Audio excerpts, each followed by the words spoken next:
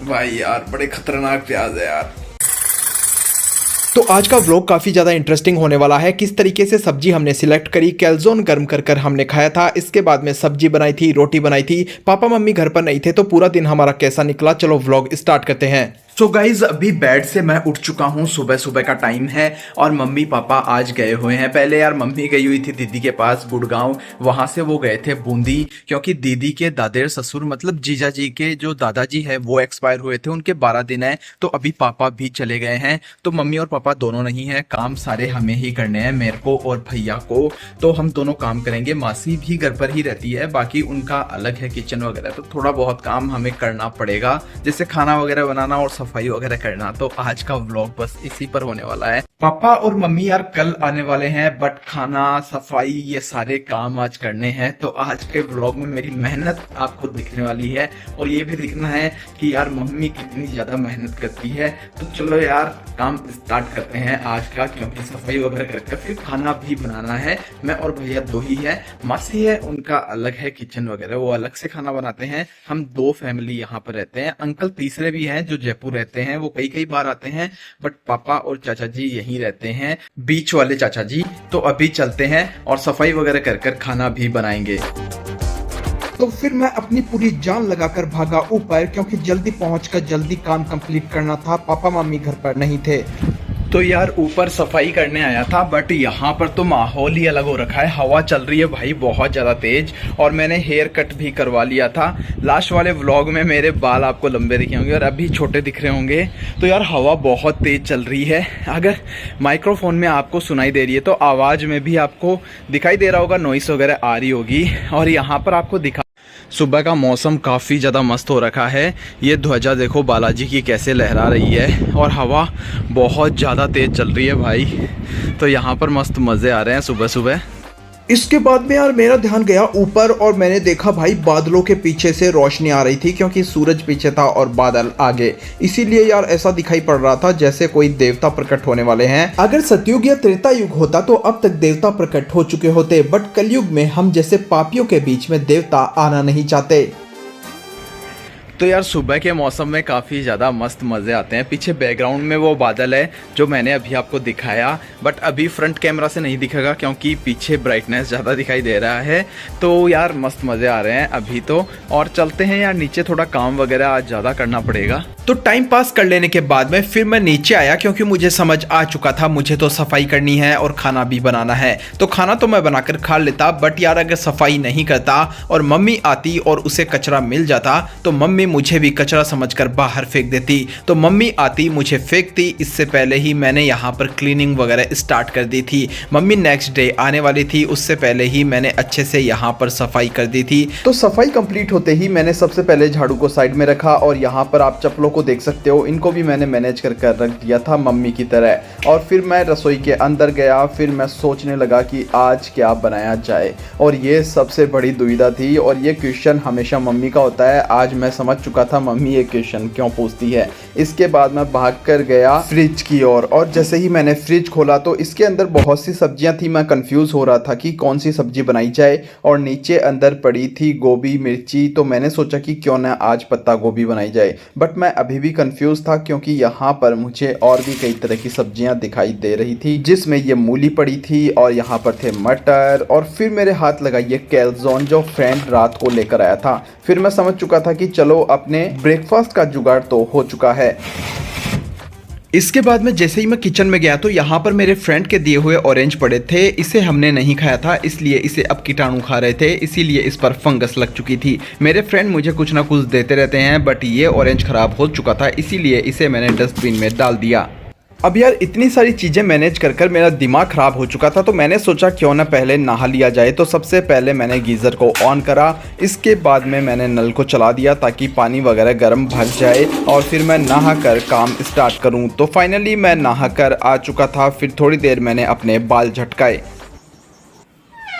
इसके बाद में नहाकर जैसे ही मैं किचन में पहुंचा तो अंदर पहले से दूध का पैकेट पड़ा था जो जादू से यहाँ नहीं आया था, अंकल लेकर आए होंगे। अंकल खुद के लिए भी दूध लाते हैं और हमारे लिए भी ले आते हैं। इसके बाद में मैंने गैस ऑन करी, इसके ऊपर इस दूध को रख दिया गर्म होने के लिए। हालांकि जोक्स बहुत ज़्यादा बनते हैं दूध पर कि इसे गर्म करने के लिए रखो और ये बाहर आ जाता है, बट मेरा एक्सपीरियंस ठीक है। और ये रात वाला दूध साइड में पड़ा था जिसे भी मैंने गर्म कर लिया था और इसके बाद में अपने वाले ग्लास में, ये मेरा फेवरेट ग्लास है, इसी में मैं दूध पीता हूँ, इसके अंदर मैंने इस दूध को डाल दिया। इसके बाद में जैसे ही मैंने दूध पिया तो भाई मेरी जीभ जल गई क्योंकि बहुत ज़्यादा गर्म था दूध। फिर मैंने फूंक मार मार कर धीरे धीरे इसे पिया क्योंकि सावधानी हटती और मेरे मुंह में दुर्घटना घट जाती। इसके बाद में मैंने सोचा क्यों ना अब कैल्ज़ोन खाया जाए, तो मैंने फाइनली कैल्ज़ोन को बाहर निकालना स्टार्ट किया। फ्रेंड रात को ये लेकर आया था जिसे मैंने फ्रिज में रख दिया था क्योंकि 11 बज चुके थे और भूख भी नहीं थी, खाना खाकर हम फुल हो चुके थे, इसलिए मैंने सोचा था इसे सुबह खाएंगे। तो इसके बाद में अब बारी थी इसे गर्म करने की। यार माइक्रोवेव नीचे पड़ा है, पुराना है और उसे बाहर नहीं निकाला है, भैया की शादी में आया था। और अभी यार मैं सोच रहा हूँ कोई देसी जुगाड़ लगाकर इसे गर्म करते हैं। इसके लिए मैंने यूट्यूब पर एक वीडियो देखा था जिसमें बताया था, उसके अकॉर्डिंग चलो ट्राई करते हैं। सबसे पहले मैंने एक पैन लिया जिसे मैंने गैस के ऊपर रखा। इसके बाद में इसके बीचों बीच में एक छोटी प्लेट रख दी जिसके ऊपर इस कैल्ज़ोन को मैंने रख दिया था। इसके बाद में यार गैस ऑन करना तो मैं भूल गया था, तो मैंने पैन को वापस नीचे उतारा, गैस को ऑन करा, फिर इसे ऊपर रखकर अच्छे से सेट कर दिया। और इस पर बस एक काम और करना बाकी था, इसके साइड में थोड़ा सा पानी डालना था, बहुत ज़्यादा नहीं, थोड़ा सा पानी मैंने इस पर डाल दिया। फिर इसे ढकना था ताकि अंदर ये स्टीम से अच्छे से पक सके। मुझे लग रहा था कि कहीं इसकी इडली ना बन जाए, मैंने फर्स्ट टाइम ये ट्राई करा था, तो थोड़ा सा पानी मैंने और ऐड कर दिया। इसके बाद में फाइनली इसे मैंने ढक कर रख दिया थोड़ी देर। तो गाइज मैंने देसी जुगाड़ लगाकर यहाँ पर कैल्ज़ोन को गर्म होने के लिए रख दिया है। अभी YouTube पर ये तरीका देखा था, देखते हैं कैसे काम करता है। पहले मैंने एक तरीका और ट्राई किया हुआ है जिसमें सिल्वर फॉइल पर इसको तवे पर रखकर गर्म कर सकते हैं, बट आज सिल्वर फॉइल थी नहीं तो मैंने इस तरीके से देसी जुगाड़ लगाया है। देखते हैं कैसा गर्म होता है। और माइक्रोवेव भी पड़ा है बट वो नीचे है और पुराना है काफी ज्यादा, भैया की शादी में आया था। बट अभी यही जुगाड़ लगाकर देखेंगे कैसे गर्म होता है और टेस्ट कैसा आता है इसका। तो थोड़ी देर गर्म होने के बाद में मैंने इसे चेक करा था कि किस तरीके का ये गर्म हो रहा है, क्योंकि ये नया नया जुगाड़ था, मुझे आइडिया नहीं था कि कैसे गर्म होता है, कहीं ये ज़्यादा स्टीम के कारण गीला गीला ना हो जाए, तो इसीलिए मैंने इसे चेक करा था। बट मुझे ठीक लग रहा था तो मैंने सोचा कि चलो यार थोड़ी देर और ये गर्म हो जाता है, उसके बाद में इसे हटाएंगे। यार सही में जुगाड़ काम तो कर जाते हैं कई बार, मैंने अभी चेक किया सही हो रहा है गर्म तो। और देखते हैं थोड़ी देर और होने देते हैं, इसके बाद में देखेंगे कैसा होता है। आई होप टेस्ट अच्छा आ जाए बस। तो जितनी देर में यार ये कैल्ज़ोन गर्म हो रहा था मैंने सोचा क्यों न इसका जो बॉक्स है इसे फाड़ कर इसके 2 पीस कर लूं, क्योंकि यार प्लेट गंदी होती फिर उसे वॉश करना पड़ता, मम्मी भी नहीं है, मुझे ही साफ़ करनी पड़ती। तो मैंने जुगाड़ लगाया और इस वाले बॉक्स के 2 टुकड़े कर दिए ताकि हम इसमें कैल्ज़ोन खा सकें। तो अब बारी थी कैल्ज़ोन को चेक करने की। आई होप ये गर्म हो चुका होगा सही से। तो जैसे ही मैंने प्लेट को हटाया तो इसके अंदर थोड़ा सा पानी बाकी था जो थोड़ी देर वेट करने के बाद में जल गया था। इसके बाद में बहुत सावधानी से मैंने इस प्लेट को बाहर निकाला जो थोड़ी टेढ़ी सी लग रही थी मुझे, शायद गर्म होने के कारण प्लेट भी मुड़ चुकी थी। थोड़ा सा एक्सपेरिमेंट गलत हो रहा था तो मुझे लग रहा था भाई मम्मी आकर पक्का डांट लगाने वाली है, क्योंकि प्लेट मैंने ख़राब कर दी थी। बट इतनी ज़्यादा ख़राब नहीं हुई थी, मैं इसे सही कर दूंगा। इसके बाद में मैंने कैल्ज़ोन को बाहर निकाला और इन दोनों बॉक्स के जो टुकड़े मैंने किए थे इनमें अलग अलग में मैंने कैल्ज़ोन रख दिया, सॉस का पैकेट भी रख दिया और ऊपर से मैंने ऑरिगेनो भी डाल दिया। इसके बाद में मैंने एक कैल्ज़ोन को उठाया और इसे भैया को देकर आया।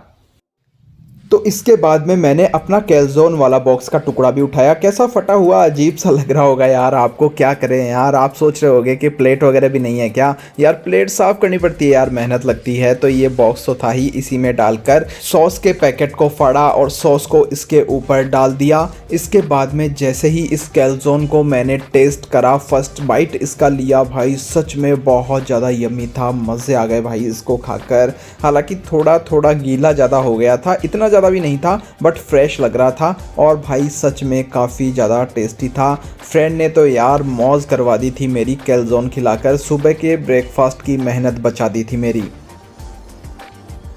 तो कैलजोन खाने के बाद में थोड़ी देर मैं नीचे बैठकर काम करने लग गया था। तो गाइज कैलजोन खाए अभी 1 घंटा हो चुका है और मासी आई थी। मासी ने ये जलेबियां दी है क्योंकि आज अमावस है तो इसका भोग लगाया है। और अभी मैं सोच रहा हूँ यार 11:30 बज चुके हैं तो खाना वगैरह बना लेते हैं, क्योंकि यार खाना बनाने में 1 घंटा लगने वाला है। यार मम्मी तो जल्दी बना देती है बट मुझे ज्यादा टाइम लगेगा, इसीलिए मैं सोच रहा हूँ कि ऊपर चलकर खाना वगैरह अब बना लेते हैं और 1 घंटे बाद में जब रेडी हो जाएगा तब खाना खा लेंगे। तो अभी चलते हैं यार ऊपर इन जलेबियों को लेकर।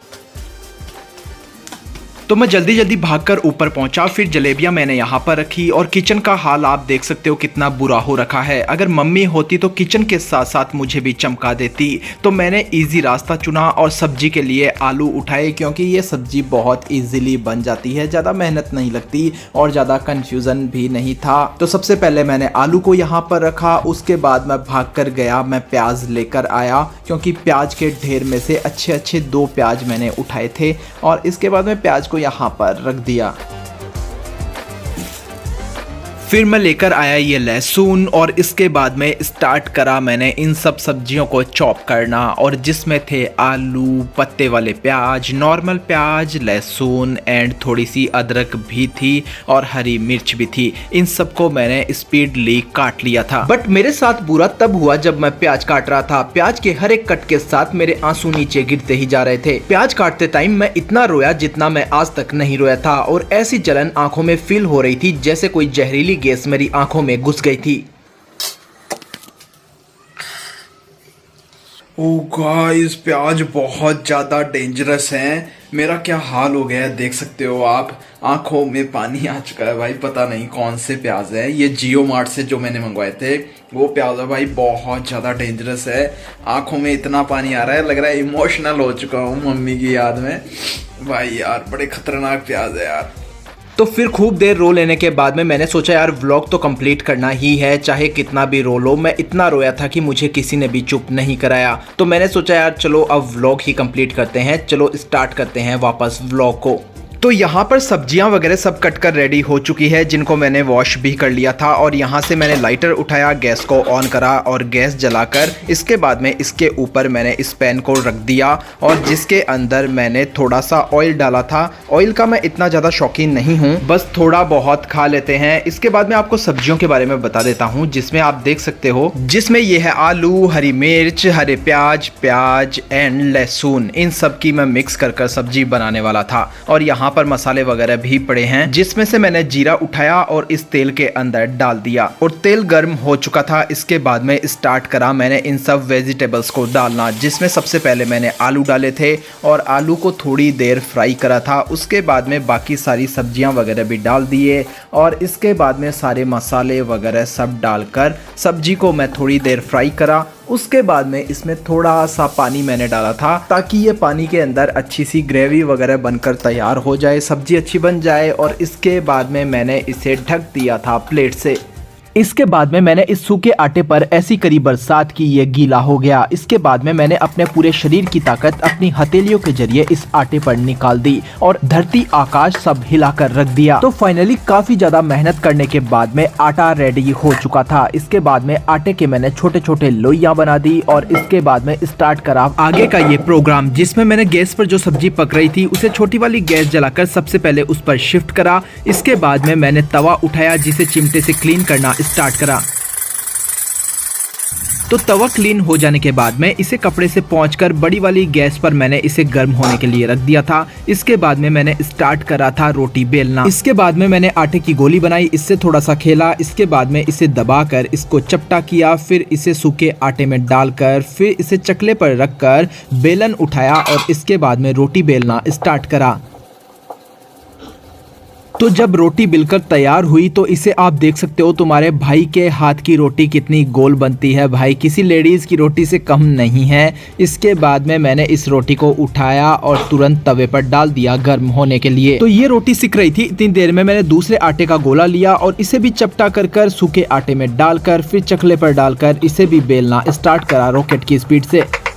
इसके बाद में मैंने अपना फोन उठाया और यहाँ पर इस रोटी को देखो गोल थी और तवे पर जो रोटी थी ये भी गोल थी, मतलब सारी रोटियां मेरी गोल हो रही है। अब बारी थी इस रोटी को फुलाने की, क्योंकि ये सबसे ट्रिकी और इम्पोर्टेंट काम है। रोटी नहीं फूली तो मतलब समझो कि आपकी रोटी सही नहीं है। तो ये भी एक ट्रिक है जो मुझे आती है। इसके बाद में मैंने तवे को नीचे उतारा और रोटी को उठाकर हमें उल्टा रखना है इसे गैस पर। और यहाँ पर ये देखो तुम्हारे भाई ने रोटी भी फुला दी, मतलब तुम्हारा भाई कंप्लीट रोटी एक्सपर्ट बन चुका है, रोटी राजा बन चुका है। बट यार यहाँ पर मेरे से एक मिस्टेक हो गई। मेरा ध्यान था व्लॉग बनाने में, वीडियो बनाने में, तो रोटी को मैंने जल्दी से पलटा ही नहीं और एक साइड से ये थोड़ी ज़्यादा सिक गई। हालांकि जली नहीं है, थोड़ी सी ज़्यादा सिकी हुई है। अब कमेंट में यार गालियां मत देने लग जाना। तुम्हारे भाई ने रोटी गोल भी बेल दी है और फुला कर भी दिखा दी है। तो जो दूसरी रोटी मैंने बेल रखी थी उसे उठाया और तवे पर डाल दिया गर्म होने के लिए। इसके बाद में मैं लग गया तीसरी रोटी बेलने में। हालांकि मैं आपको सारी रोटियां नहीं दिखाने वाला, व्लॉग काफी ज्यादा लंबा हो जाएगा, बट मैं आपको 2 रोटी फुला कर दिखाने वाला हूँ।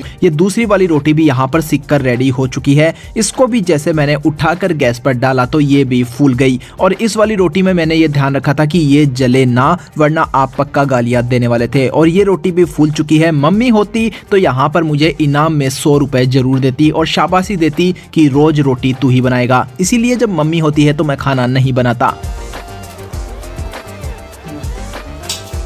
तो रोटी के सिक जाने के बाद में इसको उठाकर मैंने टिफिन में डाल दिया, जिस पर भैया घी लगा रहा था। इसके बाद में धीरे धीरे कर सारी रोटियां कंप्लीट हो गई। ये लास्ट रोटी बची थी, आटा कंप्लीट हो चुका था और इस लास्ट रोटी को भी मैंने तवे पर डाल दिया। और इधर हमारी सब्जी भी रेडी हो चुकी थी। ज्यादा मिर्च मसाले वगैरह नहीं थे सब्जी में, काफी लाइट और अच्छी सब्जी बनाई थी मैंने। और ये कितनी अच्छी बनी है वो तो खाने पर ही पता चलने वाला था। इसके बाद में ये आखिरी रोटी सिक गई थी, जिसे भी मैंने उठाकर गैस पर डाला तो ये भी फूल गई। मेरी सारी रोटियां फूल चुकी थी। एक आध रोटी बीच में आई थी जो फूली नहीं थी, बाकी लगभग सारी रोटियां मैंने फुला दी थी।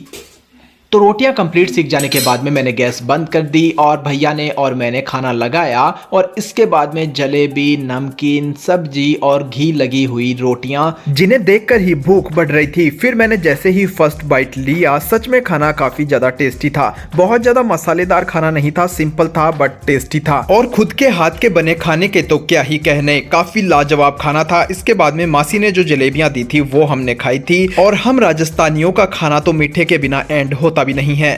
एंड फिर मैं जब किचन में घुसा तो मेरे सामने था ये युद्ध, जिसे मैंने शुरू तो कर दिया था बट ये खत्म होने का नाम ही नहीं ले रहा था। और ये था क्लाइमैक्स, जो बहुत ज्यादा मुश्किल होने वाला था, क्योंकि सबसे ज्यादा मुश्किल काम ही था बर्तन साफ करना। अब मुझे धीरे धीरे समझ में आ रहा था कि लेडीज कितनी ज्यादा मेहनत करती है, कितना डेडिकेशन होता है उनमें काम को लेकर। यार इतना काम वो अकेले कैसे कर लेती है, मतलब एक अकेली लेडी कितना काम संभाल सकती है, मतलब इतने सारे आदमी मिलकर ये काम नहीं कर सकते। इसके बाद में मैं तो अकेला ही था। मम्मी ने बोला था कि सारा काम संभाल लेना, तो फिर यार खाना बनाया, खाया, और अब बर्तन क्लीन करना मैं कैसे बीच में छोड़ सकता था। तो फिर मैं लग गया अपनी सुपर फास्ट स्पीड से बर्तन क्लीन करने में।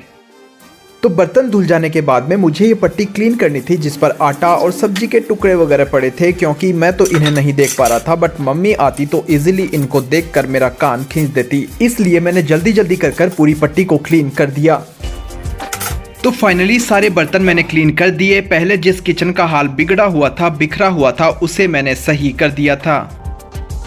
तो गाइज अभी खाना वगैरह बनाकर, खाना खाकर फ्री होकर नीचे आ चुका हूँ। यार बिना मम्मी के बहुत ज़्यादा मेहनत होती है यार। लेडीज़ का काम सच में बहुत ज़्यादा मुश्किल है। देखने में ऐसे लगता है कि बहुत ज़्यादा इजी है, कोई भी कर लेता है। और लेडीज़ को बहुत से लोग बोल भी देते हैं कि ये काम इतना इजी है, आराम से कर सकते हो, हम बाहर का काम करते हैं। कई बार आदमी बोल देते हैं, बट भाई ये इतना मुश्किल काम है ना सच में। एक दिन अगर एक आदमी को दे दिया जाए कि आपको घर संभालना है लेडीज़ की तरीके से, केवल खाना नहीं बनाना है, पूरा घर मैनेज करना है, भाई बहुत मुश्किल है। क्योंकि मैंने केवल खाना बनाया था और झाड़ू वगैरह ही लगाई थी, उसमें इतनी हालत ख़राब हो गई थी। अगर कपड़े धोना और उनको सुखाना और बाकी सब काम है, पूरे घर की सफाई अगर मानो, तो वो तो भाई मैंने की भी नहीं है। तो सच में यार लेडीज़ का काम बहुत ज़्यादा मुश्किल है। अभी नीलाश भी नहीं है घर पर, भाभी जी नहीं है, वो गए हुए हैं अपने पीहर, पापा मम्मी गए हुए हैं बूंदी, और वो आएंगे कल सुबह। बट अभी आज का खाना हमें ही बनाना था, सारी चीज़ें संभालनी थी, इसीलिए बहुत ज़्यादा मेहनत लग गई। बट खाना ठीक था भाई, टेस्टी बना लेता हूँ मैं, खाने लायक तो। बहुत ज़्यादा टेस्टी नहीं है बट खा लेते हैं, ठीक है। वैसे मैं जब खाना बना रहा था तो भैया बोल रहा था कि बाहर चलकर आ जाते हैं, उसके फ्रेंड का ढाबा है वहाँ पर। बट मैंने बोला यार बाहर का खाना क्यों खाएंगे, घर पर बनाकर खाएंगे। असली खाना मेहनत का भी पता चलना चाहिए और ये भी पता चलना चाहिए कि मम्मी के बिना कैसे संभाल सकते हैं हम घर को। तो ये सारे काम है, ये करने थे और खाना भी बनाना था। अब शाम का खाना हम देख लेंगे, अगर इच्छा हुई तो बाहर खाकर आ जाएंगे या फिर नहीं हुई तो घर पर बना लेंगे। तो पूरे दिन काम वगैरह कर लेने के बाद में शाम के खाने की जब बारी आई तो भैया ने बोला था बाहर चलकर आते हैं। बट मैंने बोला पैसे भी लगेंगे और खाना भी अनहेल्दी मिलेगा, तो घर पर ही कुछ बना लेते हैं जो इजी तरीके से बन जाए, क्योंकि सुबह काफ़ी ज़्यादा मेहनत की हुई थी मेरी। तो भैया ने बोला था मैं नमकीन पुलाव बनाऊंगा, तो भैया ने ये नमकीन पुलाव बनाए थे जिस पर हमने नमकीन और प्याज वगैरह डालकर खाया था। तो इसी तरीके से मेहनत करते हुए और खाते पीते हमारे दिन का एंड हो चुका था। नेक्स्ट डे सुबह मम्मी और पापा आ जाएंगे तो हमें अगले दिन से इतनी मेहनत नहीं करनी पड़ेगी। तो गाइज आपको मेरे व्लॉग कैसे लगते हैं कमेंट सेक्शन में जरूर बताना। आपका सपोर्ट भी करें यार, लाइक शेयर और सब्सक्राइब जरूर करो। मिलते हैं नेक्स्ट व्लॉग में, तब तक के लिए take care and bye bye.